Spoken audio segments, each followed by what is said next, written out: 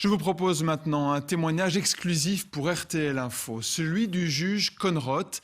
C'est lui qui avait dirigé l'enquête du trou pendant 2 mois avant d'être dessaisi par la justice. 20 ans après les faits, et pour la première fois, il revient sur cette affaire. Dominique Demoulin et Julie Nettens. Depuis 20 ans, Jean-Marc Conroth cultive son jardin secret.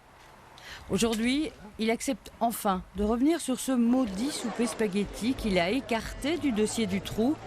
C'était en août 96. Ce souper devait célébrer la libération de Sabine et Laetitia. Je ne devais pas y aller. Si c'était à refaire, je n'y aurais jamais été, évidemment. Le juge de Neufchâteau est dessaisi en octobre. C'est un coup de tonnerre dans l'enquête, mais aussi un terrible revers personnel. Je ne pesais plus que 57-58 kilos après mon dessaisissement. Et quand on a envie de tout plaquer à ce moment-là? Oui, on a envie de quitter la fonction, prendre sa pension, ça passe.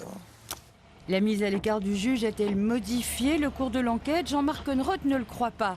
Le dossier du trou, dit-il, était corrompu dès le début. Le diable était dans ce dossier bien avant que l'affaire n'explose, que l'affaire n'éclate à Neufchâteau. Et que nul ne pouvait penser à l'existence d'un tel diable et surtout à sa nature.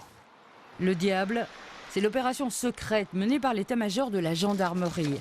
Les gendarmes connaissent Marc Dutroux, ils le surveillent, mais ils cachent aux différents juges d'instruction des informations capitales.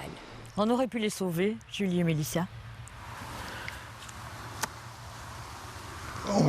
C'est une question très délicate, mais il est un fait, c'est que le juge d'instruction, Mme Dautreuil, a été mis dans l'impossibilité de travailler d'une façon professionnelle, comme elle aurait pu, comme elle l'aurait fait. Alors les conséquences, là... Depuis 1 an, Jean-Marc Conroth profite de sa retraite pour lire, voyager et continuer à entretenir quelques coins secrets. L'affaire du trou occupe encore souvent ses pensées, confesse-t-il, trop souvent. Pour moi, il y aura un avant et un après, mais je n'en dis pas davantage, voilà.